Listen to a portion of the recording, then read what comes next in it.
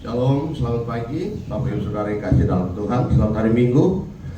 Bagi kita yang ada di dalam ruangan ini, kita siap untuk beribadah. Bagi saudara-saudara, Bapak Ibu yang mengikuti ibadah melalui online, siapkan hati juga untuk mengikuti ibadah kita sepanjang pagi hingga siang hari ini.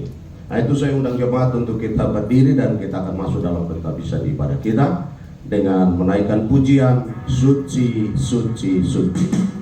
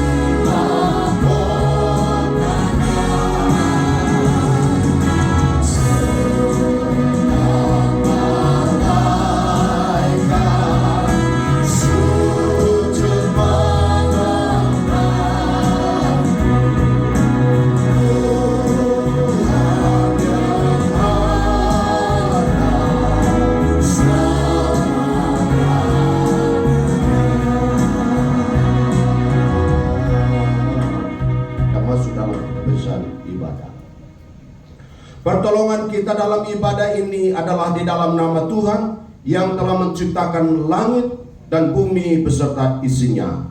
Kasih karunia rahmat dan damai sejahtera Allah Bapa dan Kristus Yesus Tuhan kita menyertai saudara-saudara sekalian. Amin. Nats pembimbing kita terambil dari Filipi pasal yang keempat ayat 13 yang berkata demikian. Segala perkara dapat kutanggung di dalam Dia yang memberi kekuatan kepadaku. Sekali lagi, segala perkara dapat kutanggung di dalam Dia yang memberi kekuatan kepadaku. Amin. Silakan duduk kembali.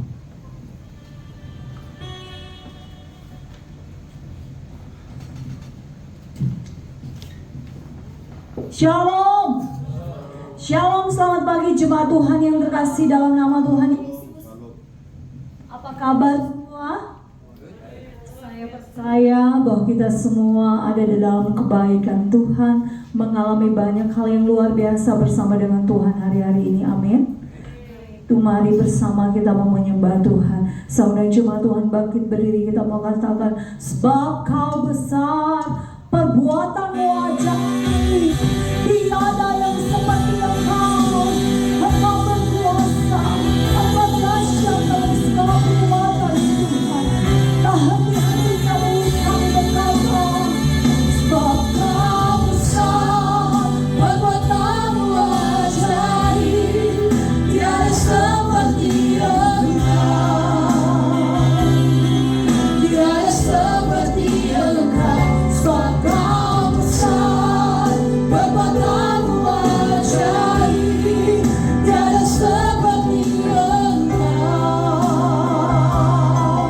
tiada seperti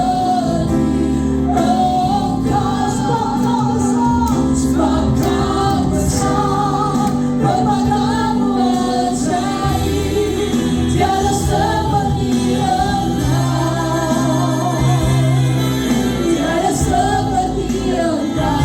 Sebab Kau besar, perbuatanmu ajaib, tiada seperti Engkau,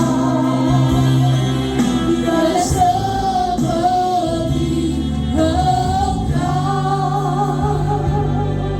Kau sungguh indah, Kau sungguh indah, tiada tandanya, sungguh menakjubkan, sungguh ajaib untuk dimengerti, lebih dari semua yang ada. Hikmatmu tiada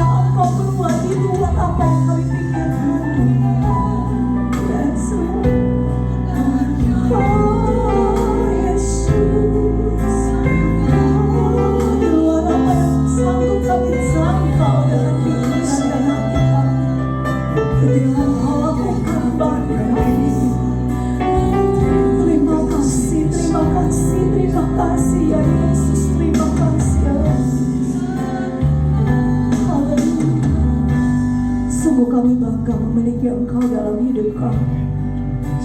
Terpujilah Engkau selamanya, dimuliakanlah Engkau selamanya. Biarlah segala yang bernafas tetap memuji Engkau, segala lutut bertelut dan semua lidah mengaku bahwa Engkau Allah, Allah yang luar biasa, pencipta langit dan bumi, pengatur segala zaman dan masa. Terpujilah nama Tuhan. Kami memuliakan Engkau dalam nama Tuhan Yesus. Haleluya. Amin. Beri kemuliaan bagi nama Tuhan. Haleluya. Dari utara ke selatan, dari barat sampai ke timur, nama Yesus tetap ditinggikan. Amin. Mari kita memuliakan Tuhan.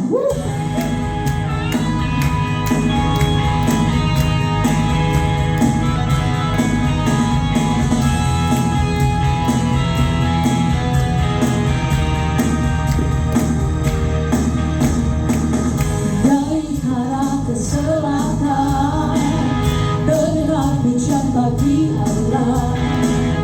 Dari barat sampai ke timur, nama Yesus disanjung tinggi.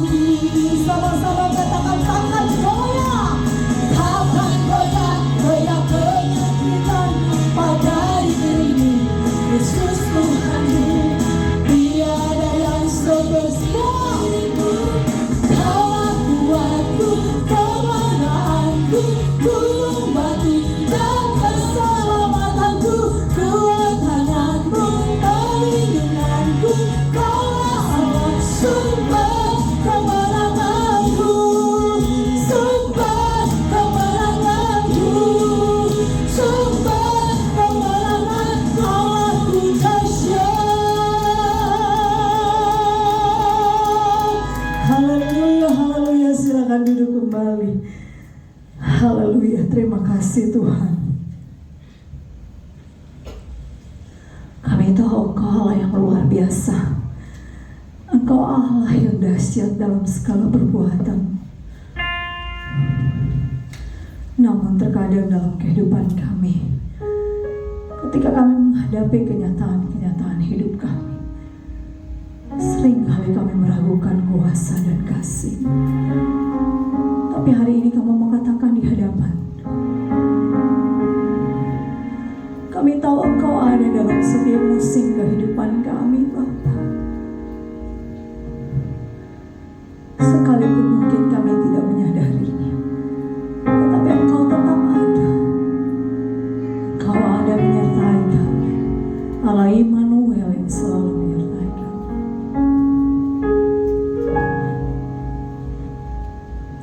Engkau ada bersamaku di setiap musim hidupku.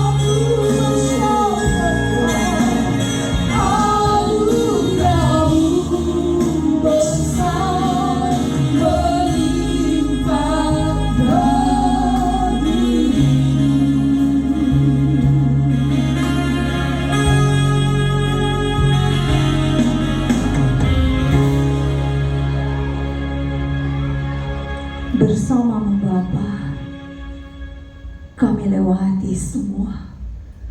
Perkenanan-Mu lah yang meneguhkan kami, yang menguatkan kami dalam perjalanan hidup yang tidak mudah. Dan pagi hari ini kami mau belajar dari kebenaran firman Tuhan.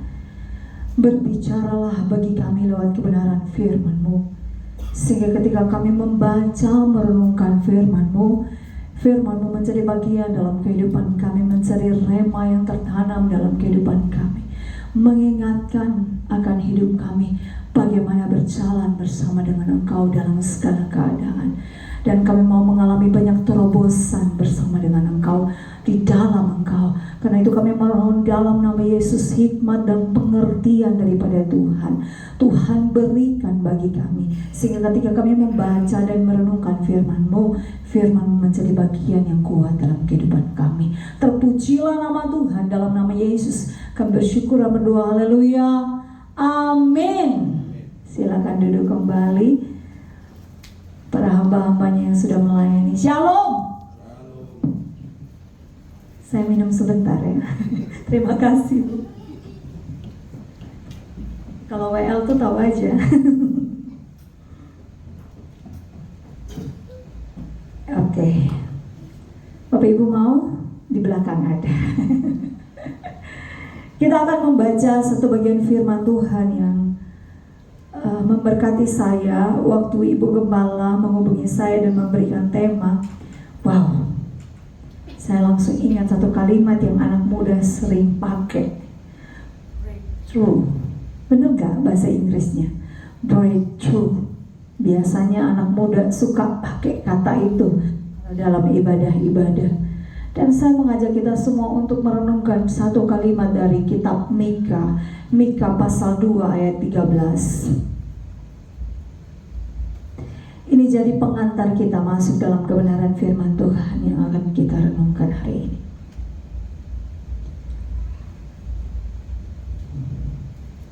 Tentang menerobos tantangan hidup. Mika pasal 2 ayat yang ke-13. Saya undang jemaat Tuhan bangkit berdiri dan kita akan membaca bagian firman Tuhan ini hanya satu ayat bersama-sama. Mika pasal 2 ayat yang ke-13. Demikian firman Tuhan. Penerobos akan maju di depan mereka. Mereka akan menerobos dan berjalan melewati pintu gerbang dan akan keluar dari situ. Raja mereka akan berjalan terus di depan mereka. Tuhan sendiri di kepala barisan mereka. Silakan duduk kembali. Berbahagialah kita yang membaca dan merenungkan firman Tuhan dan melakukannya dalam kehidupan kita hari lepas hari. Puji Tuhan. Menerobos tantangan hidup.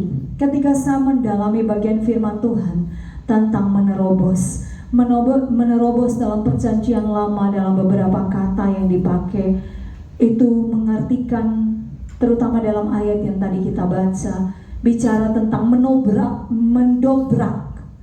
menerobos, berlari, bergerak maju. Satu-satu ya. Mendobrak, berlari, bergerak maju, bukan mundur. Kalau menerobos nggak mundur, maju. Merobohkan, waktu berlari, bergerak maju itu merobohkan, menjatuhkan, mendesak untuk maju, lalu menembus, membubarkan, memecah belah yang ada di depan, tantangan atau masalah di depan, lalu menggunakan kekerasan untuk mendobrak. Kekerasan itu bukan dalam arti kata keras terus bunuh atau apa, tapi bicara tentang sesuatu karena semangat yang luar biasa itu sehingga kehancuran itu terjadi. Karena kalau mendobrak pasti kalau pintu di situ lagi terkunci, kita dobrak, pintunya rusak nggak? Pintunya rusak ya. Kemudian juga bicara tentang menyebar di dalamnya untuk ditembus tujuannya dan untuk dipecah, untuk melepaskan. Dan saya mendefinisikan, mengambil sebuah definisi dari kata menerobos tantangan hidup adalah tindakan orang percaya mendobrak atau memecahkan masalah hidup dengan berjalan dan berlari ke depan menghadapi masalah bersama dengan Tuhan.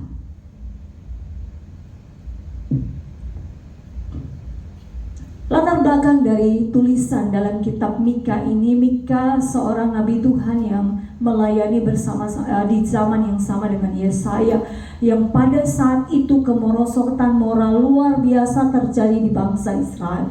Bangsa Israel tidak lagi mendengar suara Tuhan, tidak lagi taat kepada Tuhan. Mereka lebih suka kepada kelaliman, mereka lebih suka kepada kefasikan, hidup dalam korupsi, hidup kompromi dengan dosa, dan segala macam tipu muslihat kegelapan yang mereka lakukan. Menindas orang lemah, memutarbalikkan keadaan, memutarbalikkan fakta, kebenaran diinjak-injak. Itulah keadaan bangsa Israel pada waktu firman diberikan. Pada waktu Mika menyerukan pertobatan bagi bangsa Israel, mereka tetap tidak mau bertobat. Lalu di dalam nubuatan Mika maupun Yesaya itu hampir di masa yang sama, kalau kita baca, Mika katakan bahwa suatu saat waktunya segera tiba, Allah akan menghukum bangsa Israel dengan membuang mereka ke pembuangan di Babel. Sama seperti saudara mereka di Israel Utara yang telah dibuang ke Asyur, mereka juga akan mengalami, di Israel Selatan mereka juga akan mengalami hal yang sama. Tetapi setelah nubuatan tentang penghukuman ini, ada janji keselamatan yang Tuhan berikan. Dan yang tadi kita baca itu tentang janji keselamatan yang Tuhan berikan. Namun tidak dengan mudah saja janji keselamatan diberikan lalu hidupnya bangsa Israel tetap dalam kemerosotan moral. Tidak seperti itu. Karena pada umumnya kita manusia sekarang yang hidup sekarang itu gak beda dengan bangsa Israel. Waktu ada masalah, waktu dalam pergumulan yang besar, berat sekali, yang tidak ada lagi pertolongan, baru berseru kepada Tuhan. Itu juga yang dilakukan oleh bangsa Israel. Waktu pembuangan di Babel, mereka menderita luar biasa, dijajah. Mereka semua gerak-gerik mereka dibatasi. Mereka hanya menjadi budak bagi bangsa Babel. Di sana mereka ingat, dulu mereka tidak seperti ini. Waktu mereka setia dan menyembah Allah, tetapi Allah izinkan karena kebobrokan hidup mereka. Mereka meninggalkan penyembahan kepada Allah yang sesungguhnya dan lari ke ilah-ilah lain. Sehingga ini yang mereka alami dalam hidup mereka. Tetapi pada saat mereka menyadari dan mereka sadar, bertobat dan kembali, itulah yang dinamakan dengan terobosan atau breakthrough. Mereka menyadari, bertobat dan kembali kepada Tuhan. Terobosan terjadi dalam hidup mereka. Mereka sungguh-sungguh berkomitmen berjalan bersama dengan Tuhan, memulai segalanya dengan Tuhan. Maka Tuhan akan menuntun hidup mereka. Janji keselamatan ini diberikan kepada bangsa Israel ketika mereka menyadari kembali hidup mereka yang perlu Tuhan. Mereka butuh Tuhan. Maka pemulihan Tuhan akan kerjakan dalam kehidupan mereka. Dan hari ini kita belajar bersama-sama dalam bagian firman Tuhan ini. Saya ingin mengajak kita semua untuk merenungkan bersama bahwa terobosan hidup terjadi ketika Allah yang menjadi kepala dan pemimpin barisan kita, pemimpin hidup kita dalam bagian firman Tuhan. Kita tidak beda dengan bangsa Israel di masa itu. Kalau kita lihat bangsa kita, gak usah lihat bangsa luar, negara luar, tidak perlu lihat bangsa kita sendiri. Apakah kemerosotan moral terjadi?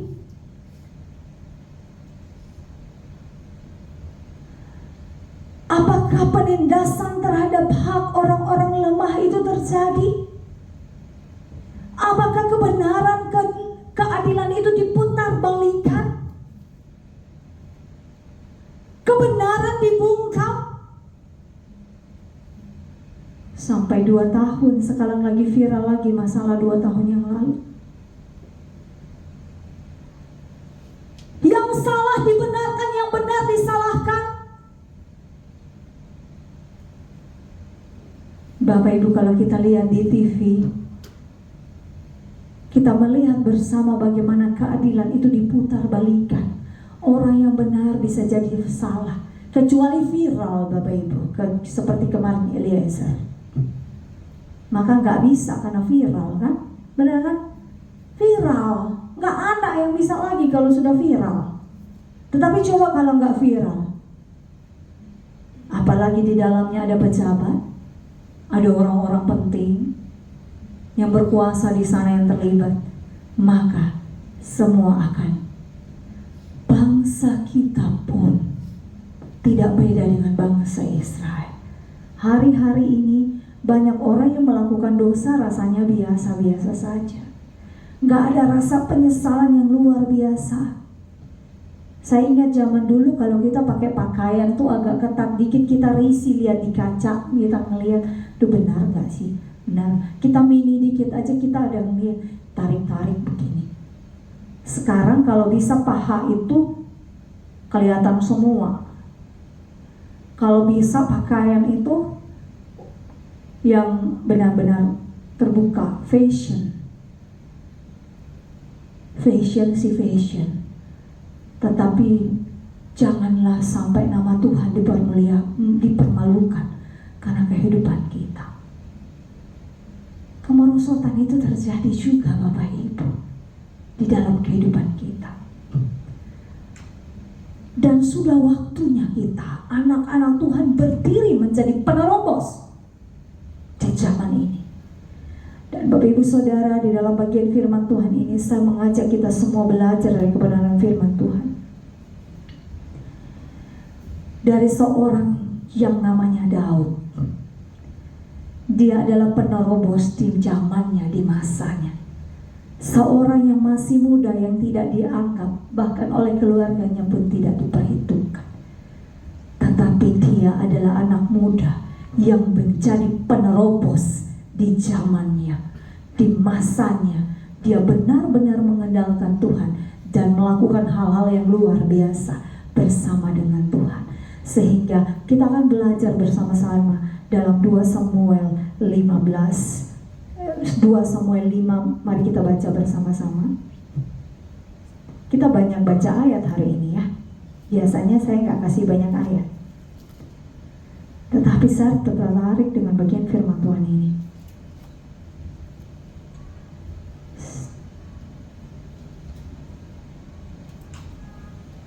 Bukan 2 Samuel, maaf, 1 Samuel, saya salah. 1 Samuel 17, seperti ayat yang saya sudah berikan kepada Ibu Gembala. 1 Samuel 17, mulai dari ayat ke-34 dulu kita baca bersama-sama.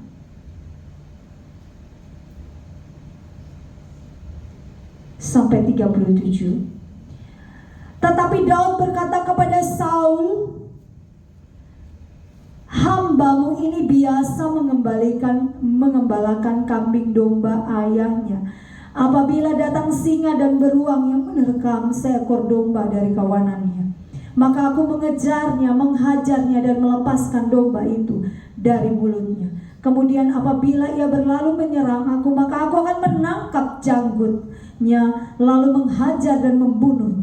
Baik singa maupun beruang telah dihajar oleh hambamu ini. Dan orang Filistin yang bersunat itu, ia akan sama seperti salah satu daripada binatang itu, karena ia telah mencemooh barisan daripada Allah yang hidup.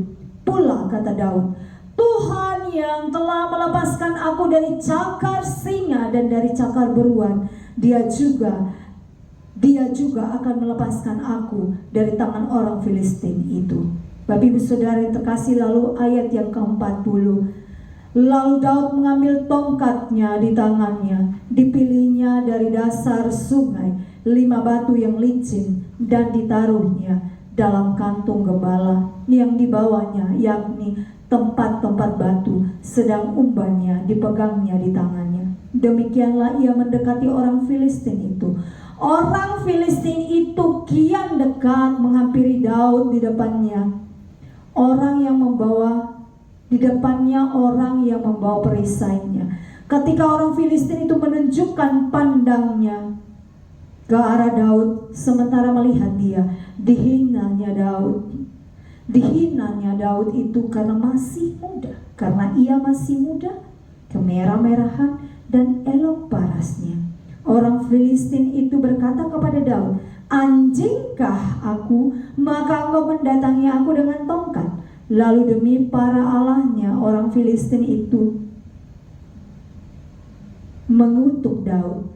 Pula orang Filistin itu berkata kepada Daud, "Hadapilah aku, maka aku akan memberikan dagingmu kepada burung-burung di udara dan kepada binatang-binatang di padang."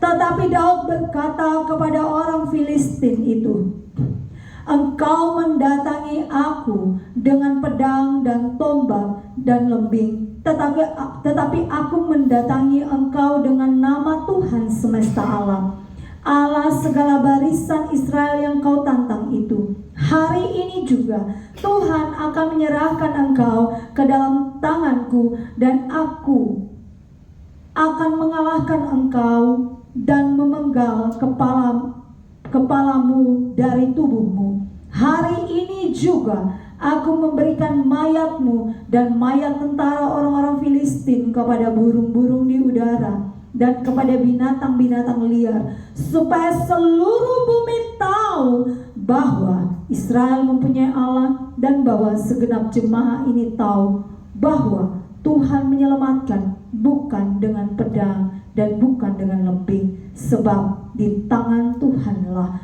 pertempuran, dan ia pun menyerahkan kamu ke dalam tangan kami."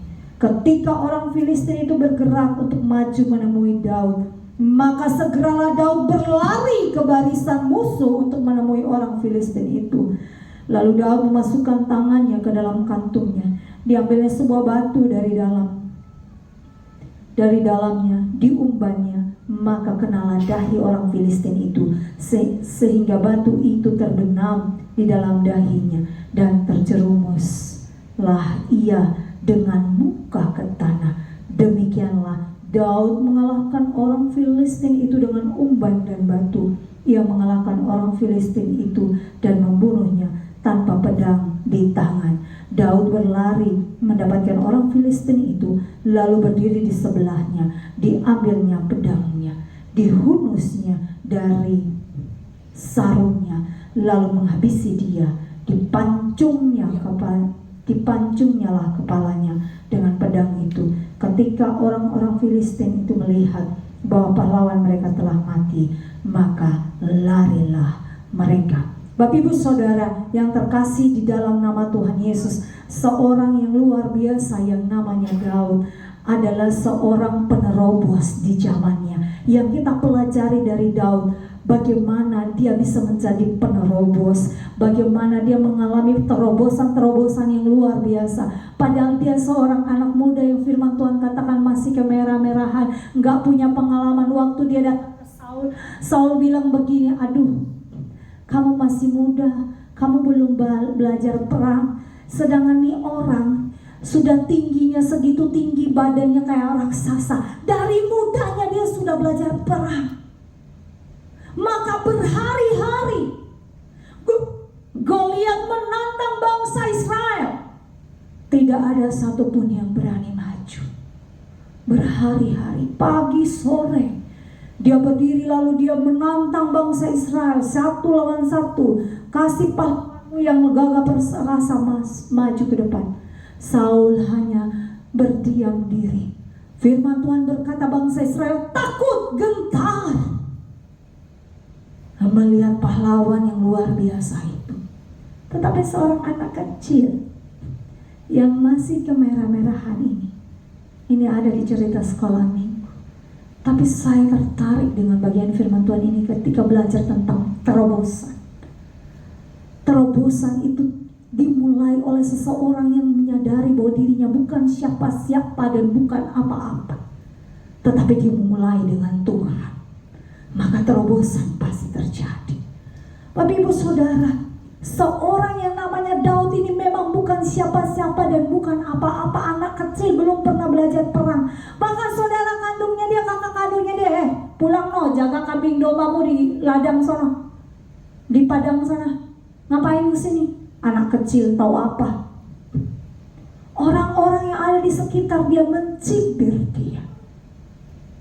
Tapi lihatlah karakter yang luar biasa, karena hubungannya yang intim dengan Tuhan. Kita melihat bagian firman Tuhan ini. Kenapa sehingga seorang Daud yang masih muda, kemerah-merahan, yang gak punya pengalaman ini bisa menjadi penerobos di masanya. Bangsa Israel, tentara-tentara Israel yang terlatih perang itu saja takut menghadapi Goliat. Tetapi seorang anak muda yang gak pernah berlatih perang ini menganggap Goliat kecil.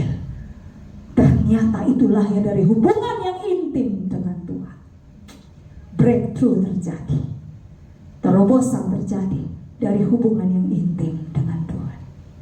Sekali lagi, terobosan akan terjadi dalam hidup kita. Itu dimulai dari hubungan yang intim dengan Tuhan. Dalam 2 Samuel 5 ayat 19 dan seterusnya, banyak sekali ayat firman Tuhan yang berkata bahwa Daud ini setelah dia jadi raja pun, kalau dia mau perang, dia menjadi panglima. Sebelum menjadi raja, dia mau menjadi panglimanya Saul. Setelah itu kemudian dia diangkat menjadi raja pun, saat dia mau perang, dia harus bertanya dulu sama Tuhan, apakah engkau akan menyerahkan bangsa itu kepadaku? Tuhan bilang, majulah, maka dia maju. Tuhan bilang, jangan maju, maka dia gak maju. Memang dalam cerita Alkitab ada saatnya Daud melakukan kesalahan, yaitu dia tidak bertanya pada saat dia merasa pasukan elitnya sudah lengkap. Itu di masa kejayaan Daud. Tetapi ini kita belum bicara sampai di sana. Kita bicara dari awal seorang yang bukan siapa-siapa, dari nothing, gak punya apa-apa, yang gak pernah dilihat orang, yang gak pernah dianggap orang, bahkan keluarganya sendiri pun gak menganggap dia. Tetapi hubungannya yang erat dengan Tuhan, dia selalu bertanya kepada Tuhan, memiliki intimasi dengan Tuhan, bergantung kepada Tuhan. Maka Mazmur 5 ayat 4 bicara begini, pada waktu pagi aku mengatur persembahanku dan aku menunggu-nunggu. Alah, luar biasa. Apakah kita punya waktu teduh dengan Tuhan saat kita bangun dari tidur kita dan menyembah Tuhan seperti yang Daud lakukan? Kalau kita mau pengen hidup saya mengalami terobosan seperti Daud, kuncinya yang pertama, miliki intimasi dengan Tuhan, hubungan yang intim dengan Tuhan. Selalu bertanya kepada Tuhan, apa yang harus kulakukan? Aku punya masalah yang besar, aku menghadapi masalah yang besar dalam kehidupanku, dalam keluargaku, dalam pekerjaanku. Aku hadapi masalah yang besar. Tempatnya di lutut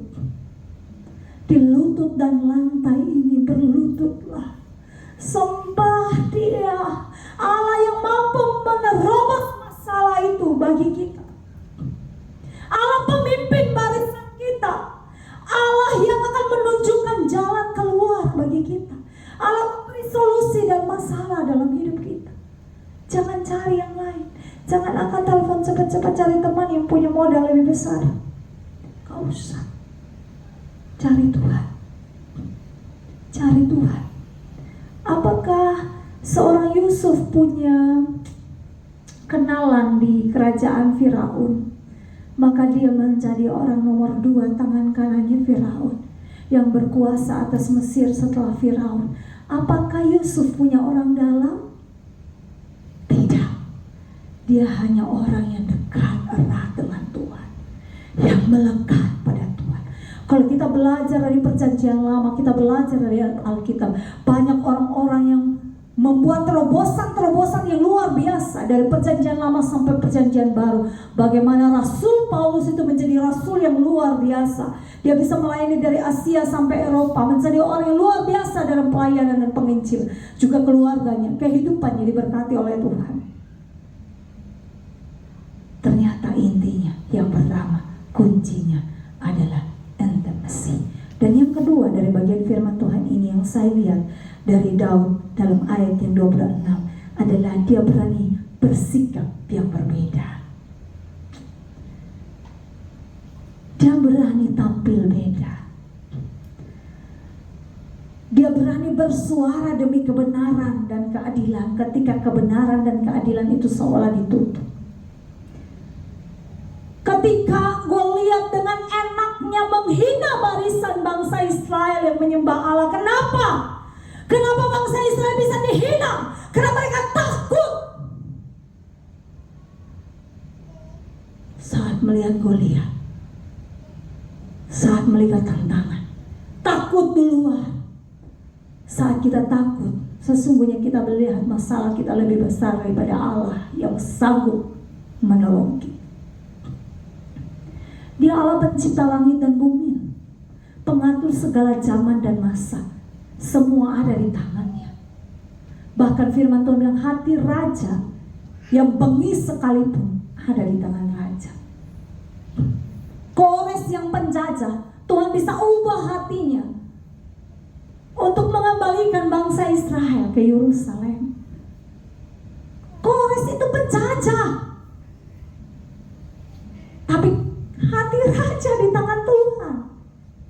Hati penjajah, musuh pun di tangan Tuhan. Tuhan sanggup mengubah.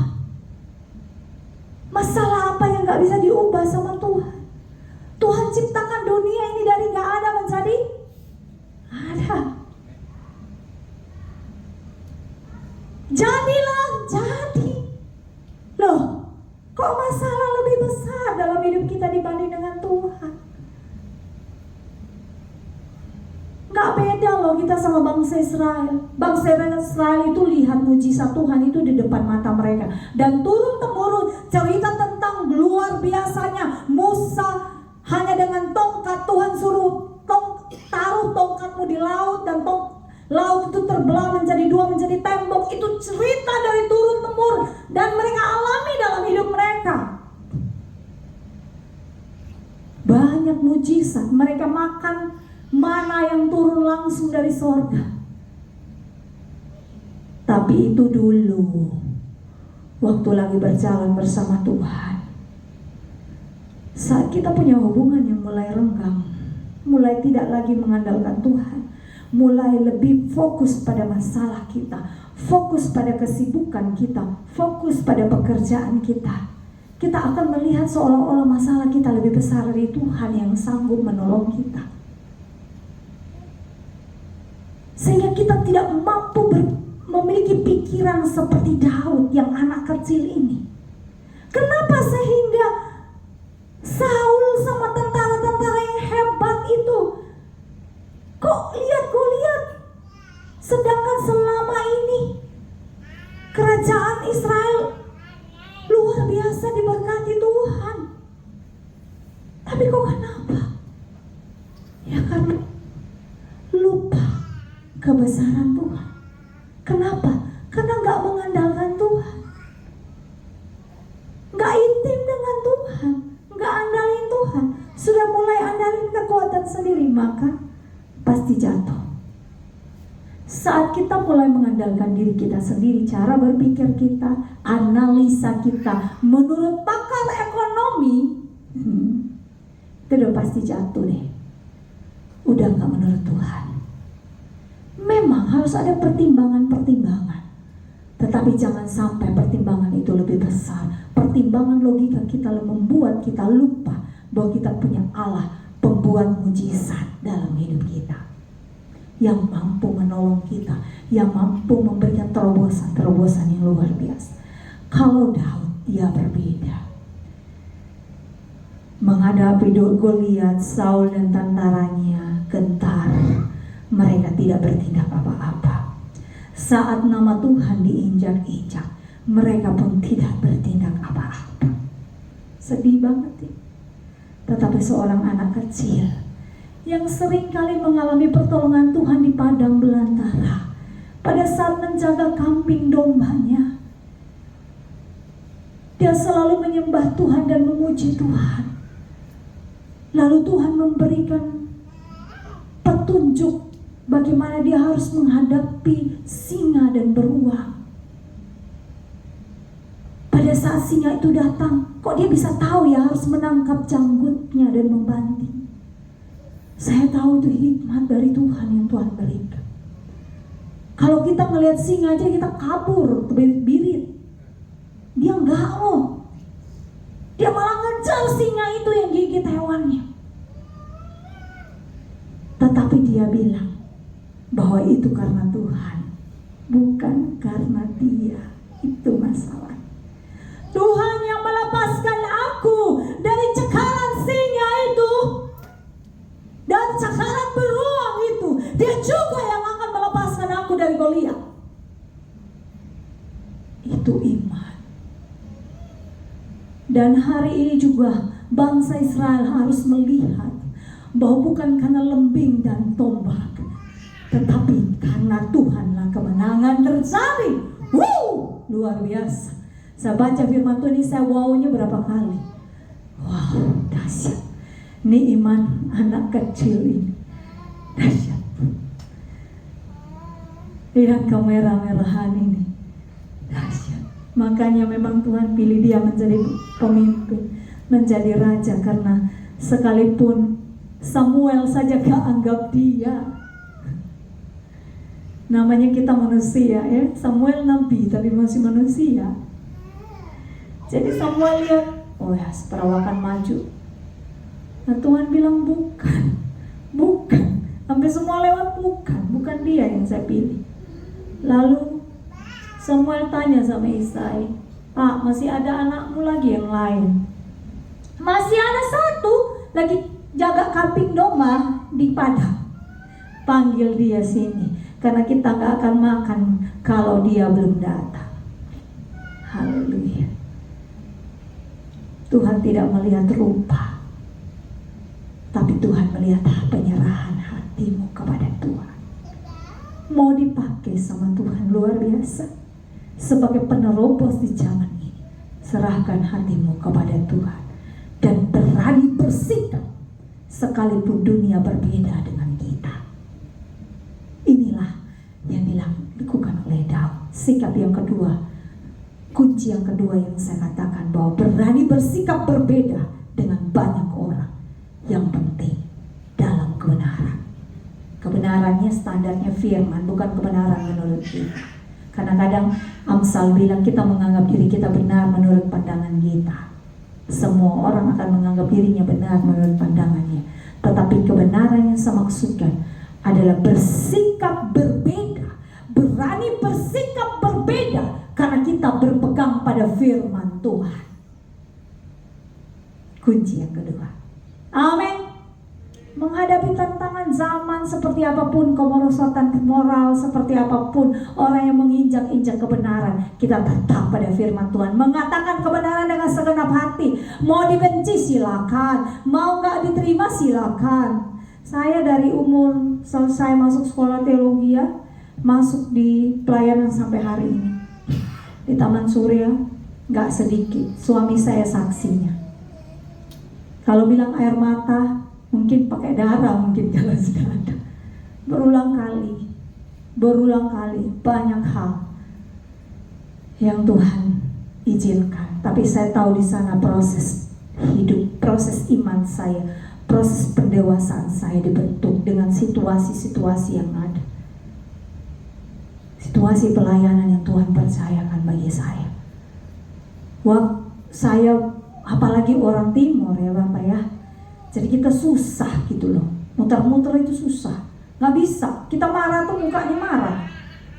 Kan gak bisa, kita marah mukanya senyum. Gak bisa. Udah kesel, udah tahu dia salah tapi masih merasa benar. Udah muka saya udah lain pasti. Gak bisa pura-pura soalnya. Udah dari lahir mungkin begitu. Dan itu ternyata nggak bisa. Di DKI Jakarta nggak bisa, nggak gampang. Mungkin bisa, tapi nggak mudah. Apalagi di dalamnya kalau banyak suku bangsa, orang lebih suka hal-hal yang baik, hal-hal yang lembut, yang kalau salah pun kalau bisa nggak langsung ngomong deh. Kalau dia salah, dia elus-elus palanya, nggak apa-apa. Tuhan pun mengerti, Tuhan pun memahami kelemahanmu.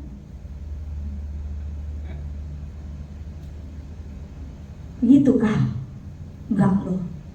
Tadi kita baca naikkan pujian pertama, suci, suci, suci.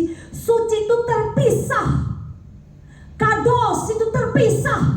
Nggak bisa kompromi. Nggak bisa dekat, melekat, lengket. Nggak bisa, terpisah. Benar ya benar, salah yang salah. Tapi kan nggak mudah. Difitnah udah biasa. Tapi kalau Tuhan yang bela kita, kalau kita benar, maka Tuhan yang bela kita, kebenaran terungkap semua.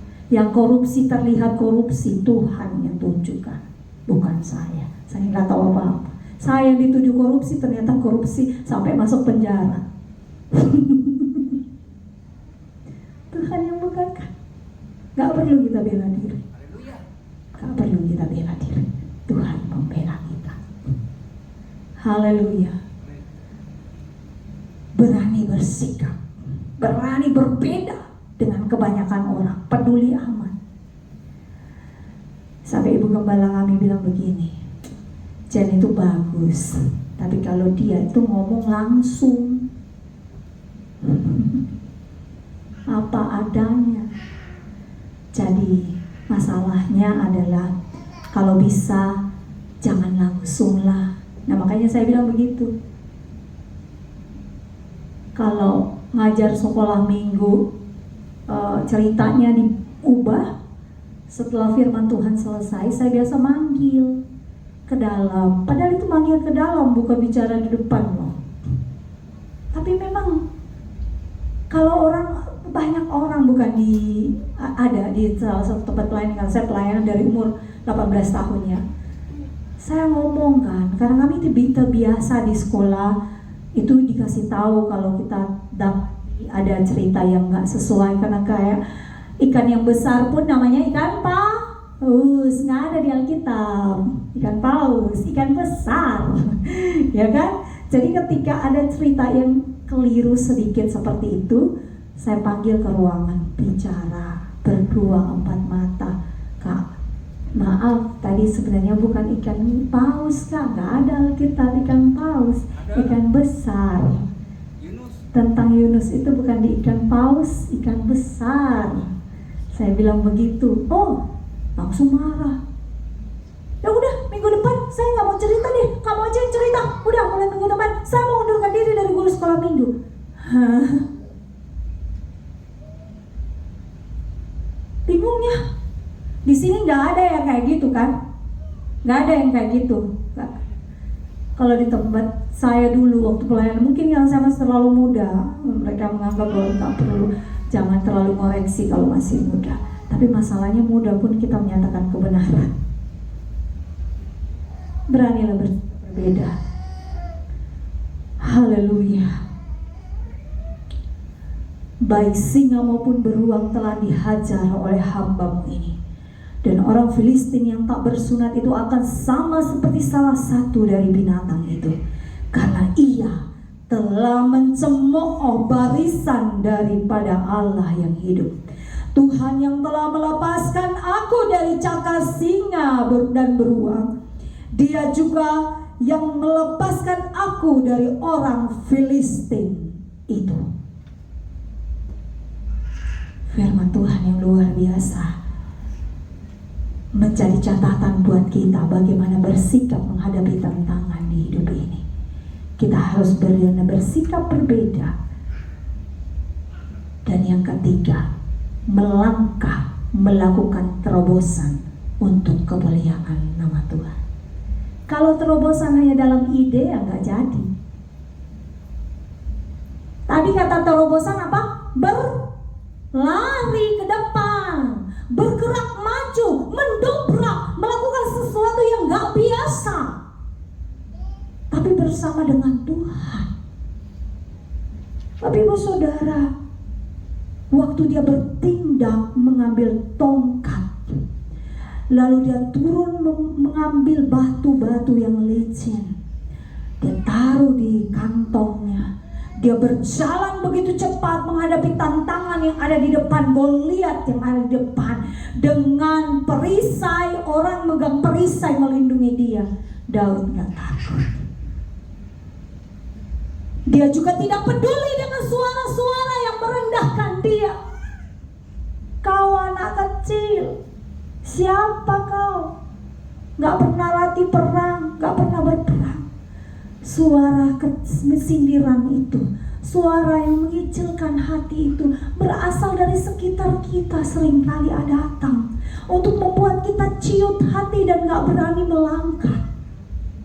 Bisa saja dari keluarga kita, bisa saja dari suami, istri.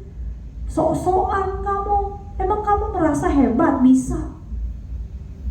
Tapi kalau itu lahir dari intimasi kita dengan Tuhan, dari pergumulan kita dengan Tuhan, Tuhan bukakan sesuatu bagi kita yang harus kita kerjakan. Jalanlah dengan Tuhan. Mulailah, melangkahlah dalam terobosan itu bersama dengan Tuhan untuk kemuliaan Tuhan. Daud berani karena dia membawa nama Tuhan. Di dalam ayat yang keberapa itu dia bilang begini, supaya seluruh bumi tahu bahwa Israel mempunyai Allah. Tujuan dari terobosan yang kita lakukan,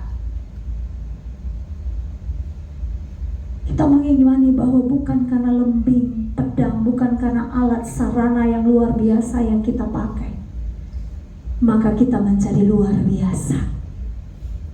Bapak Ibu Saudara, mungkin beberapa Bapak Ibu yang mulai usaha, mulai bisnis kecil-kecilan, lalu dapat cibiran dari saudara, keluarga, emang kamu punya keahlian apa di sana? Emang kamu bisa? Emang kamu punya modal yang besar? Kamu tahu gak banyak pengusaha besar loh yang kamu hadapi? Suara sindiran, cibiran itu banyak. Belum lagi pada saat kita mulai usaha, kok 1-2 hari rame, besoknya sepi. Nah, itu mulai tuh tantangan. Percayalah kalau kita bersama dengan Tuhan, melangkah bersama dengan Tuhan untuk terobosan bagi kemuliaan Tuhan, maka dengan intimasi kita dengan Tuhan, bertanyalah selalu dengan Tuhan, apa yang kulakukan hari ini? Apa yang harus aku perbuat dalam persoalan ini?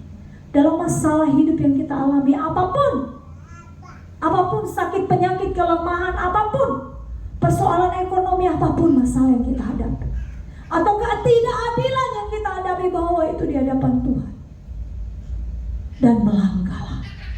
Jangan berhenti dalam kekecewaan karena dihianati oleh teman bisnis. Jangan berhenti dalam amarah. Percayalah Allah turut bekerja dalam segala sesuatu yang kita alami dalam hidup kita untuk mendatangkan kebaikan bagi kita. Allah bekerja di dalamnya. Dan percayalah Tuhan bisa pakai apa saja untuk menolong kita, untuk memberikan kemenangan kepada kita. Tuhan bisa pakai apa saja, nggak harus lembing, batu dari kali pun bisa untuk memberikan kemenangan kepada Daud. Batu alat perang atau alat berburu. Tuh kalau di kampung saya, itu ya Bapak ya. Anak-anak di kampung kalau mau ini nggak ada senapan angin ya kan, pakai tepung. Nah, kalau dapat. Tapi Daud luar biasa. Tapi luar biasanya Daud bukan karena dia sendiri yang akui, bukan karena lembing dan tombak, tetapi karena nama Tuhan. Karena dalam peperangan itu miliknya Tuhan, Kalau Tuhan yang berperang, siapakah lawan kita? Kalau Tuhan yang di depan menolong kita, siapakah lawan kita? Siapa di sini pengusaha yang ada di Indonesia yang memang dari lahirnya kaya? Banyak pengusaha di Indonesia yang sekarang sukses itu lahirnya dari orang susah. Kita kalau baca biografi mereka, ada yang punya toko kelontongan, Wijaya ya, Pak Eka itu punya toko kelontongan, jalan naik sepeda dari rumah ke rumah, bantu papanya jualan. Hanya tamat SD, kita di sini minimal SMP, SMA ya. Dia SD, Pak Eka Cipta itu. Lalu siapa lagi? Ciputra. Apa? Insinyur kan? Bukan pengusaha properti yang luar biasa dari mudanya, bukan dari keluarga yang konglo. Dulu katanya punya tempat, mulai dengan garasinya orang, usahanya. Tapi Tuhan bisa pakai, Tuhan bisa berkati. Apalagi kita yang mengandalkan Tuhan. Memang berkat itu bukan bicara tentang kekayaan semata. Kekayaan itu sesuatu yang terlalu kecil buat Tuhan. Kalau Tuhan memberikan kepada kita. Tetapi yang paling luar biasa yang kita belajar, kemenangan dari kemenangan yang Tuhan berikan, berkat demi berkat yang Tuhan berikan kepada Daud, karena dia mengandalkan Tuhan. Mari yang pertama dalam bagian firman Tuhan ini, kunci menjadi penerobos di zaman ini, yaitu punya intimasi dengan Tuhan. Yang kedua, berani berbeda. Kalau kita benar sesuai kebenaran firman Tuhan, berani menyatakan kebenaran. Yang ketiga, berani melangkah untuk kemuliaan nama Tuhan. Melangkah dengan iman dalam segala kesulitan, tantangan, pergumulan yang kita alami. Kita bisa menerobos masalah kita kalau kita berani melangkah dengan iman bersama dengan Tuhan. Tuhan berkati. Mari kita berdoa. Bapa di sorga, kami bersyukur untuk bagian firman Tuhan yang Tuhan beri bagi kami pada siang hari ini. Kami sungguh-sungguh belajar dari kebenaran firman Tuhan. Kami belajar dari hamba-Mu Daud yang memberikan teladan yang luar biasa. Kami mau menjadi penerobos di zaman ini Tuhan. Karena itu tolong kami, mampukan kami dengan hikmat, kemampuan dan pimpinan Roh-Mu yang memampukan kami melewati segala persoalan hidup, persoalan dan masalah dalam kehidupan kami. Kami percaya dengan firman-Mu bahwa masalah kami tidak lebih besar dari Engkau. Engkau lebih besar dari segala masalah, pergumulan dan tantangan kami, dan Engkau mampu menyelesaikannya bagi kami. Terpujilah nama Tuhan. Dalam nama Yesus kami bersyukur dan berdoa. Haleluya. Amin. Waktu saya kembalikan kepada hambanya.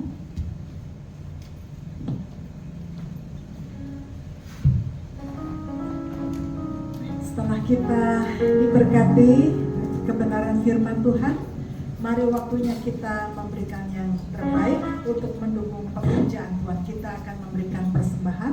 Mari kita berdoa lebih dahulu. Bapa dalam surga, kami ucap syukur hari ini kami diberi oleh firman Tuhan. Kami belajar berani menerobos tantangan hidup.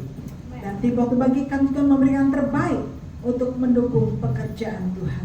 Kami serahkan persembahan kami ini dengan pengucapan syukur di dalam nama Tuhan Yesus Kristus, Allah yang hidup. Amin. Kita menaikkan pujian.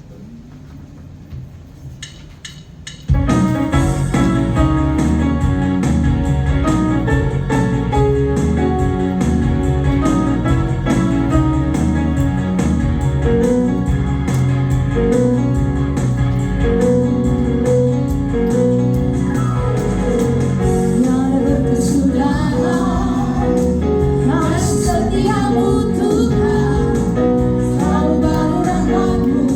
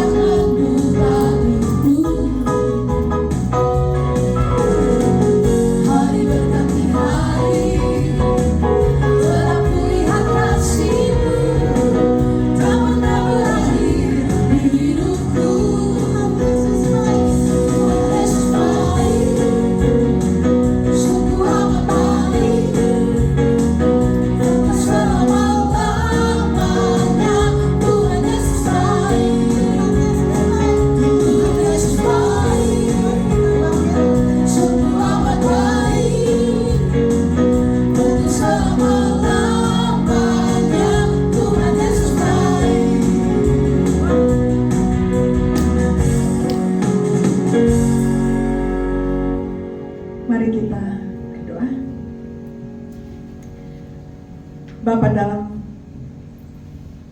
surga, kami menyerahkan doa syafaat kami dalam tangan Tuhan. Kami secara khusus berdoa untuk bangsa negara kami. Tuhan tolong dalam masa pemilu ini Tuhan Yesus campur tangan, sehingga yang terbaik yang Tuhan berikan. Kami mengucap syukur bahwa Tuhan sudah menolong kami sampai hari ini. Kami menyerahkan secara khusus untuk persidangan sinode dalam tangan Tuhan. Biarlah semuanya boleh berjalan dengan baik. Terima kasih Bapa dalam surga. Kami juga seluruh jemaat yang sedang sakit dalam tangan Tuhan. Tuhan memberkati, Tuhan Yesus menolong. Biarlah Tuhan memulihkan, menyembuhkan. Kami sangat syukur menyerah seluruh jemaat yang sedang dalam kesulitan bentuk apapun juga. Tangan Tuhan yang kuat menopang dan menolong. Terima kasih Bapa dalam surga. Kami menyerahkan seluruh hidup kami dalam tangan Tuhan, dan syafaat kami menyerahkan saudara kami dalam tangan-Mu. Dalam nama Tuhan Yesus kami berdoa. Bapa kami di surga, dikuduskanlah nama-Mu. Datanglah kerajaan-Mu, jadilah kehendak-Mu di bumi seperti di surga. Berikanlah kami pada hari ini makanan kami yang secukupnya, dan ampunilah kami akan kesalahan kami, seperti kami juga telah mengampuni orang bersalah kepada kami. Dan jangan bawa kami ke dalam pencobaan, tetapi lepaslah kami dari jahat. Karena Tuhan punya kerajaan dan kuasa dan kemuliaan sampai selama-lamanya. Amin. Kita akan mengucapkan pengakuan iman rasuli. Saya undang semuanya untuk bangkit berdiri. Bersama-sama. Aku percaya kepada Allah, Bapa yang Maha Kuasa, Khalik langit dan bumi, dan kepada Yesus Kristus, Anaknya yang tunggal Tuhan kita, yang dikandung Roh Kudus, lahir dari anak darah Maria, yang menderita bawah Pontius Pilatus, disalibkan, mati dan dikuburkan, turun ke dalam kerajaan maut, pada hari ketiga bangkit dari antara orang mati, naik ke surga, duduk sebelah kanan Allah, Bapa yang Maha Kuasa, dan akan datang dari sana untuk menghakimi orang yang hidup dan yang mati. Aku percaya pada Roh Kudus, gereja yang kudus dan am, persekutuan orang kudus, pengampunan dosa, kebangkitan orang mati, dan hidup yang kekal. Amin. Kunaikan syukur kepadamu Yesus.